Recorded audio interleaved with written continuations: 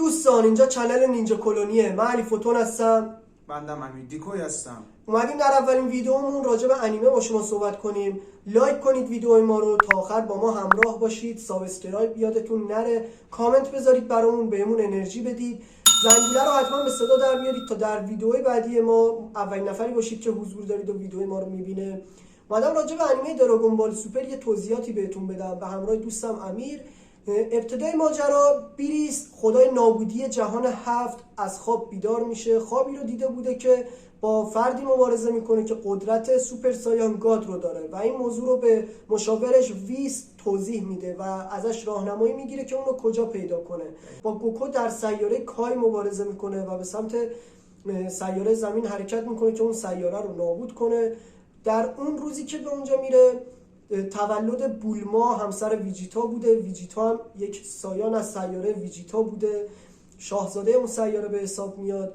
اونجا سعی میکنه زمین رو نابود کنه. ویجیتا مقابلش میسته به همراه تمام مبارزانی که در اون زمان اونجا جمع بودن و اونجا بیریس تمام مبارزه ها رو انجام میده. یه ذره توجهش جلب میشه به غذاهای خوشمزه سیاره زمین. قبلش به یه سیاره‌ای رفته بوده به علت بدمزه بودن غذای اون سیاره نصف اون سیاره رو نابود کرده بوده و غذاهای خوشمزه زمین توجهش رو واقعا جلب میکنه.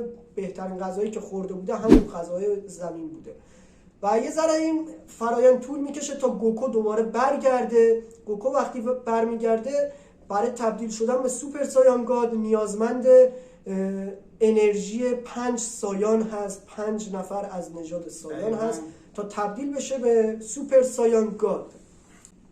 بیریس وقتی میبینه گوکو تبدیل به سوپر سایان گاد میشه یه مبارزه 5 قسمتی رو اجرا میکنه که تا حد توان همدیگه مبارزه میکنن و نزدیکه که انقدر مبارزهشون طول میکشه چون بالاخره نبرد خدایانه و نزدیک میشه که دنیا رو کلا نابود کنن ولی نمیشه.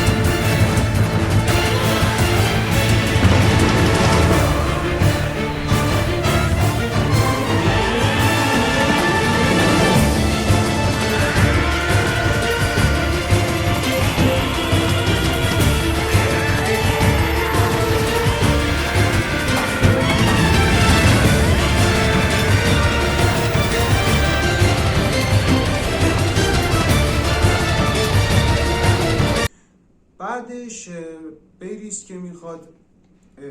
بیریس که میبینه گوکو رو شکست داده، گوکو شکست میخوره، آخرش میفته زمین و بیریس میاد نابودشون کنه که به خواب رفتن الکی خودش فیلم بازی میکنه و دنیا رو نابود نمیکنه. چرا؟ چون از گوکو خوشش اومده بوده و از غذاهای سیاره زمین، به همین علت هم سیاره رو نابود نمیکنه، بعداً از غذاهاش استفاده کنه و لذت ببره، هم بعداً از مبارزه با گوکو لذت بیشتری ببره. دقیقاً. ما میریم سراغ فصل بعدی، فصلی که فریزا یکی از ویلنای یه جورایی مثلا میشه گفت دراگون بال های قبلی دوباره به داستان برمیگرده با دراگون بال توپ‌های اژدها. فریزا وقتی مرده بوده توسط ارتشش، توسط توپ‌های اژدها دوباره زنده میشه و میاد به سیاره زمین تا انتقامش رو بگیره. ترانکس فریزا رو کشته بوده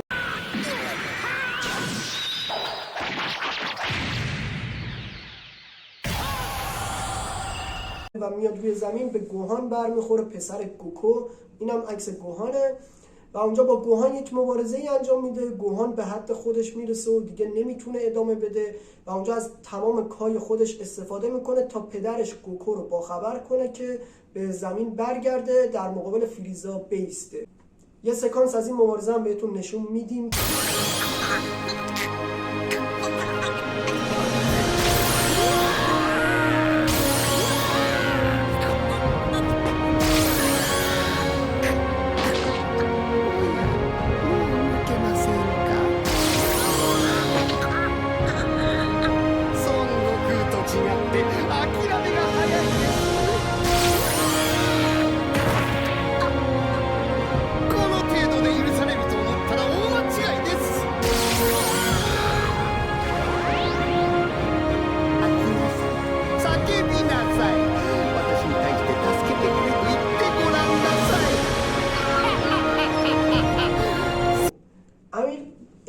توضیحاتش رو میتونی بدی؟ بله، نگاه کنید دوستان، وقتی که فریزا رو در رو میشه با وجیتا و گوکو، اینجا در اصل فریزا فکر میکنه که قدرتش خیلی زیاد شده، چون وقتی میاد اولش به صورت نرمالشه، بعد به صورت فریزای، حالا اون نمیدونم چه اسمی داره اون حالت سفیدش، ولی بعد از اون میره تو حالت گلدن فریزا و فکر میکنه خیلی قدرتمند و اینا، ولی خبر نداره که گوکو و وجیتا خودشون آماده کردن برای مقابله با اون و خودشون رو خیلی قوی تر کردن.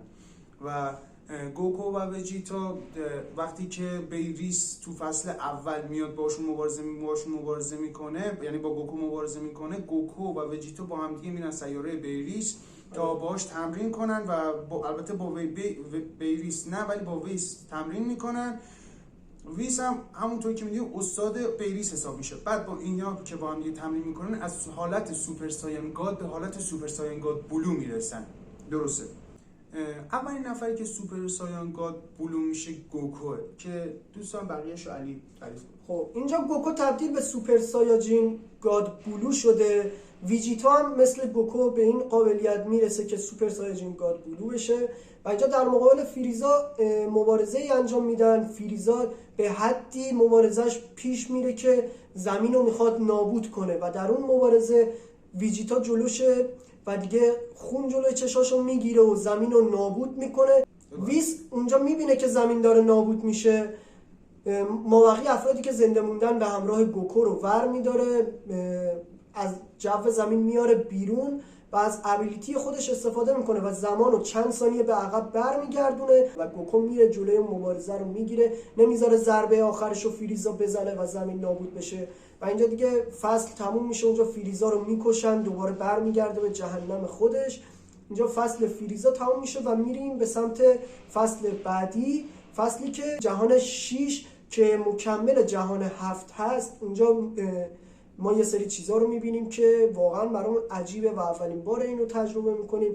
مثلا بیریس یک برادری داره در جهان 6 که اونم مثل خود بیریس اونجا خدای نابودیه و اسمش جامپاه. اینجا ادامه‌شو امیر میشه توضیح بدید؟ جامپا از اون جایی که خب اسم انیمه دراگون بال سوپره و تو میشه ابرتوب‌های اژدها. جامپا برادر بیریس وقتی ابرتوب‌های اژدها رو جمع کرده بود، ششمین ابرتوب توی دنیای 7 بوده و میاد که اونو برداره و بیریس متوجه میشه و جلوشو میگیره و با هم دیگه قرارداد میبندن که یک مبارزه یا یک تورنمنتی انجام بشه ما بین گروه دنیای 7 و گروه دنیای 6 که در این مبارزه خیلی از افرادی که شاید شما برای ما که ننتو با خودت نبر، بده چراغ این خونه روشن بمونه. اینا چراغه و انگیز بود برای شما هم همینطوره. دنیای 7 حتی خود دنیای 7 که سوپر سایان داره، دنیای 6 هم سوپر سایان داشت. آره دقیقاً. سایان داشتن که نمیدونستن ابیلیتیشونو، که این دوتا با هم دیگه رو مقابله میکنن و یه برد چشمگیری از دنیای 7 میبینیم که در پارت دوم این ویدیو در رابطه با انیمه دراگون بال سوپر ما براتون تمام اون کاراکترهایی که مبارزه کردن از طرف دنیای 6 و دنیای 7 رو توضیح میدیم تا متوجه بشین چه کسایی هستن و چه کارهایی میکنن و چطوری ابرتوپای اژدها رو کامل میکنن. و داستان اینجا تموم نمیشه، 2 ویلن دیگه هم میمونن که اونا رو در پارت بعدی حتما بهتون توضیحاتش رو میدیم. پس بریم برای خداحافظی دیگه. ممنون که تا اینجا همراهمون بودید و لایک و کامنت و سابسکرایب یادتون نره. از این هم بگذاریم که نظرات شما خیلی واسمون مهمه، چون این اولی ویدیومونه، دوست داریم نظراتتون رو بشنویم. اگه خطایی داشتیم به ما بگین که ما جبران کنیم و زنگوله رو به صدا در بیارید تا ویدیوی بعدیمون. بدرود.